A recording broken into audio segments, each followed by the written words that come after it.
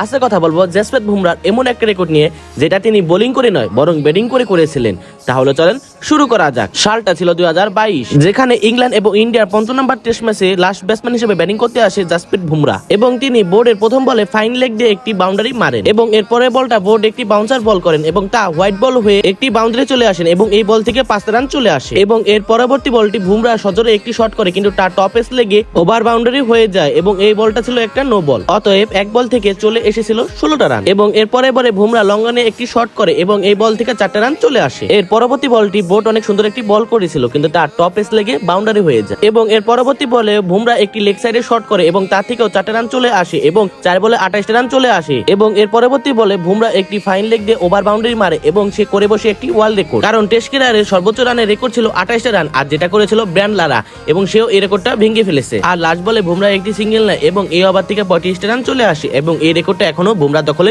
রয়েছে।